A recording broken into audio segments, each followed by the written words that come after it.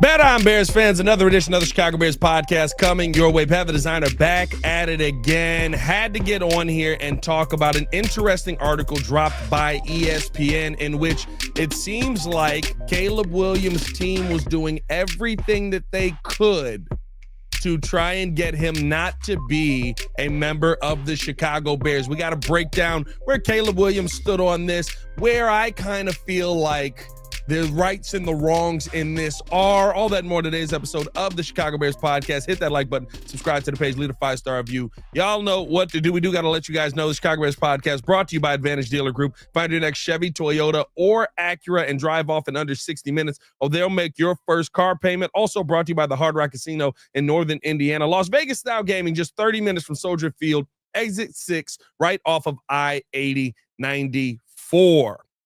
All right, so the title of this entire thing on ESPN, and I implore you to read the article for yourself. It literally says, book, Caleb Williams sought ways around going to the Chicago Bears.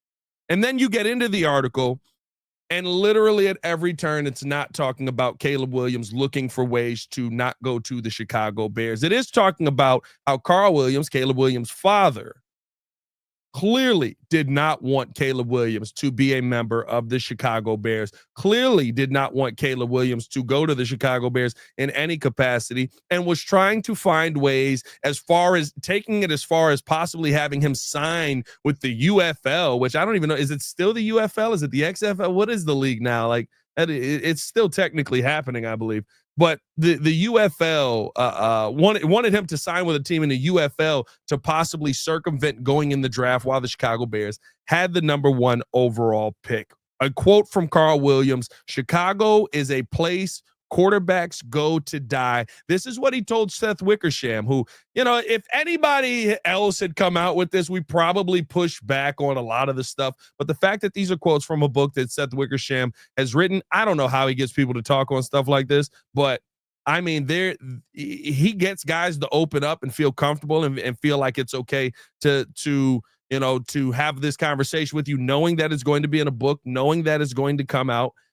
And essentially, there is moments where Caleb talks about not wanting to be a part of the Chicago Bears. He says in a quote, "Do I want to go there? I don't think I can do it with Waldron," which Caleb Williams was right about.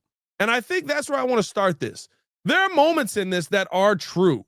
We have to be reflective as a fan base. Quarterbacks did come here to die. Jake Cutler was a Pro Bowler once. Not here. Justin Fields was the ideal quarterback of the draft. Died here. You didn't protect him. Mitch Trubisky, I don't know if he ever lived, but an interesting pickup there. But, you know, like, you look at the quarterback history for the Chicago Bears, and saying this is a place where quarterbacks have come to die is not an insane statement. Saying that you don't think that you can get it done with Shane Waldron is not an insane statement. And Caleb pointed to some of the struggles that ended up happening with Shane Waldron in his time here. We saw, of course, what happened on the field, but the fact that there were times where he's just watching film by himself, where he doesn't know what he's looking at, where he's just turning the film on and watching it, like, there are things here that you have to look at if you're a self-reflective Bears fan and say, listen, this is just true. This is what quarterbacks have had to deal with here. And so I understand why the number 1 overall pick might not want to play for the Chicago Bears. There's been a ton of teams, though, that the number 1 overall pick did not want to go to. In fact, there's only been one that I know of in recent history that actually changed that outcome, and he had a Hall of Fame father to be able to go out there and do it.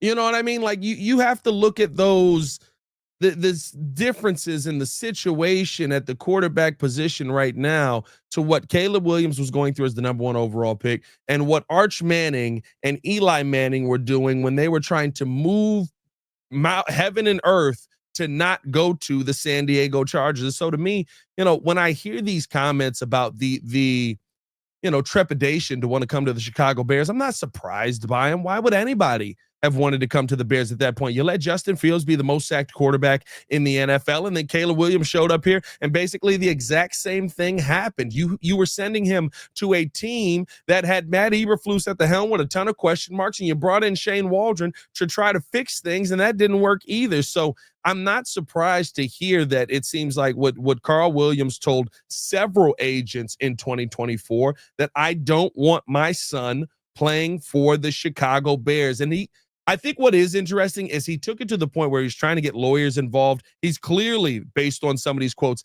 not a fan of the CBA, and he doesn't like how it sets up set rookie scale, how it sets up, a set how the draft positioning and stuff like that is set up. In a quote that he told to Wickersham, he said the rookie cap is just unconstitutional, and later added the CBA is the worst piece of what that I have ever read. It's the worst in sports history, which I don't know if I'd go that far. There's some pretty bad contracts out here in sports history, but I think that, you understand a lot of the things that Carl Williams as a father is trying to do for the Chicago Bears if you want the best for your son. And what Caleb Williams said after a meeting with Kevin O'Connell of the Minnesota Vikings is that I need to go to the Vikings. His dad then said, let's do it. But both Caleb and Carl knew that a trade to a divisional rival was extremely unlikely, which is what brought on some of the, the legal things that came into play. He did have a conversation with Arch Manning, about, possibly how did you go about getting your son out of, going to the San Diego Chargers? And there was a point where it came down to the question mark of, are you going to bash the city of Chicago? Are you going to bash the city? And Caleb said, listen, I don't want to take it there. What Carl Williams talked about was he was worried about me taking bullets. And he said, I don't care. I just don't agree with this. I'm more interested in making sure that he can do what he wants to do. And again, let's have the conversation of the obvious. Let's have the conversation of, what's right or what's wrong. You're the number one quarterback in the draft. You've got an opportunity to go play behind an offensive line of question marks. You've got Matt Eberflus at the helm. Well, maybe he liked Flus, right? I don't know whether he liked Flus or not. I'm not going to sit here and tell you he hated him. Maybe by the end he hated him, but I'm not going to tell you he hated him.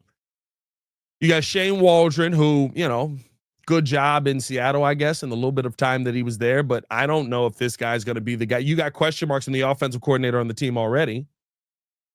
And then you have a conversation with Kevin O'Connell, who we all agree is one of the best offensive minds in football, who got Sam Darnold paid. In a one-year stint with Sam Darnold, he turned Sam Darnold from being what we all believe basically is a backup quarterback in this NFL to one of the best quarterbacks in the league at that point. And on top of that, when he left, because they were like, yeah, we like what you did, but also, we're good. We got JJ. We're going to be fine on the other side of this. So he leaves and he gets the bag. So not only did you develop the quarterback, develop the bad habits out of the quarterback, you also help the quarterback get paid. Yeah, sign me up for Kevin O'Connell. So once again, when I hear these things, when I hear these quotes, I'm not sitting here going, oh my God, Caleb Williams, how could you ever besmirch the name of Chicago? I understand as a Bears fan what we've done to quarterbacks in the city over the past 30, 40, 50 years. How far you want to go back? When's the last quarterback that you felt confident about in the city? How far do you want to go back? What I do think is interesting is some of the ways that Carl Williams took and how it was kind of I'm not going to say a bash. No, it was a bashing of the Bears, how it was kind of a bashing of the Bears and what the Bears were trying to build and different things that they were trying to do. But then you look at last season, and how can you say that anything that they thought going into this season was wrong? His son was sacked 68 times. There was no development.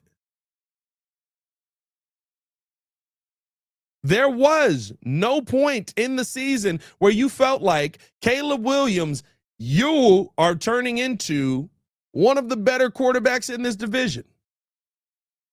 There was no point last season where you felt like, hey, Caleb, I can see that the coaching that's happening with you is actually starting to work. And when you heard the comments about him having to watch tape on his own, about Shane Waldron not really being a part of the development process of this young man, about how he pretty much kind of just figured things out on his own in his rookie year, it makes a ton of sense what you see, and it validates all of the concerns in the comments that they had coming into the rookie season, being drafted by the Chicago Bears. Now, the one thing that I do think is interesting is Ryan Poles said after hearing all of this, per this article, that he stood firm, telling Caleb Williams that we're drafting you no matter what, which basically left the only option to be go nuclear on the city, which is similar to what Jack and John Elway had done with the Baltimore Colts in 1983. And Caleb didn't want to do that. And after meeting with the Chicago Bears, visiting the facility, going for the pre-draft visit, Caleb Williams, and this is why I tell people, like, I get to that in a second. Because I'm trying to give y'all the information. I got to give y'all my personal feelings on this. Because I don't like how this has been set up. But Caleb, after meeting with the Bears, going to the facility, doing everything right, the pre-draft process, he said, I can do it for this team. I'm gonna go to the Bears. The Bears didn't comment on this, but I can do. You met with the team, you saw what the team was trying to put together. In the long run, did the rookie year work out? No, but now you're sitting in a situation where Caleb Williams has a ton of weaponry around him. He's got a great offensive line in front of him on paper, right? That's been built here. You've got the offensive guru in Ben Johnson now as your new head coach. Hopefully this ends up panning out. You got Antoine Randall as a wide receiver coach. You've got Dan Richard as an offensive line coach. You've got Eric Bieniemy as a running back coach. All these things to help make Caleb Williams better or make Caleb Williams' life easier. He felt like, I know that I can do this for this team. And the Bears felt like, we know that you can do this for this team as well. Not only are we going to draft you, but we're going to give you the world. And so I would implore you to read through this. I actually want to get this book because it's a very interesting book. The book is called, let me go back up here. The book is called American Kings, a biography of the quarterback. It includes so many different stories of quarterbacks throughout time. It includes John Elway is in this book, Kirk Cousins, Drake May is stories from them, Johnny Unitas, Warren Moon, the Manning family, Steve Young, Caleb Williams, Arch Manning in the process that he went through when he was being recruited. So a lot of these things, I'm actually intrigued by this story a ton. But I do have to, I have a problem with this article, right? Because number one, I don't know who wrote it. There's no name attributed to it. It just says from ESPN. If your goal, and listen, it's out in a book, so it's not like you came out and you were trying to do this. But when you title an article, Caleb Williams sought way around going to the Chicago Bears. Caleb Williams did not seek a way to get out of going to the Chicago Bears. Caleb Williams had concerns about coming to the Chicago Bears, valid concerns about coming to the Chicago Bears. Caleb Williams' dad did not like Chicago. Maybe does not like Chicago. I don't know one way or the other. But when you come out and you try to position this article as Caleb Williams is doing everything in his power to not go to the Chicago Bears, Caleb Williams is a young man who is a very intelligent young man who is following the guidance of the people around him and the guidance of his father. And as a young father here, sometimes you try and make big decisions that end up going a different direction. At no point was Caleb Williams looking at the Chicago Bears and going, I'm going to absolutely just do everything in my power to not go here. I'm not going to play. I'm not going to. And I get it. There's a lot of things that you look at with the contract situation and things that came up, but I said this last year. If you don't ask, you don't know. Carl Williams clearly doesn't like the NFL CBA. Kind of speaks to when him and his lawyers are the ones getting deals done for Caleb Williams, what we saw with the contract situation. But to try and position this article as a Caleb Williams hated Chicago and was doing everything that he could to get out, and then going through this entire article and basically just positioning it as a let's just bash Caleb Williams' dad. Poor job, whoever put this out. The quotes are the quotes. Let the quotes live on their own. And I do think that, listen, Carl Williams not wanting his son to go to Chicago, there's a lot to be said about that. He went through all of these steps to try and avoid that. And you want to know what? His son ended up in Chicago. It doesn't matter. This is the trying to choose my words wisely here because it's kind of irritating to me. This is a poor bit of writing to me. This is a article that is positioned to try and make Caleb Williams and his team and his family look bad. And if we're being 100% honest about this, yeah, Carl Williams did feel that way before the season. And there were a lot of things that validated his feelings when he got into the season. Doesn't change the fact that Caleb Williams is Chicago Bears quarterback. Doesn't change the fact that Caleb Williams got to the point where he was like, listen, let's work together. Let's figure this thing out. Doesn't change the fact that when you got to the offseason, you were like, ooh, we might have screwed up. We might have missed on it. We might have messed up with what we gave Caleb Williams. That the Bears then did everything in their power to try and fix this. And at the end of the day, if Caleb Williams ends up winning here, Caleb Williams will be a god here. Do you think he's leaving? Right? If you want to have a conversation in 4 years and you're sitting and Caleb Williams is like, I'm done with the Chicago Bears and I'm leaving, I'll do it. That's fine. But where we sit today, to me, this is a pointless article on comments that are made before the draft that have no application to where Caleb Williams and the Bears are right now. And you just wanted to put this out to try and bash Caleb Williams' father for feelings that he had previously that are very valid feelings, even though his son still came out and performed pretty well in his rookie freaking year.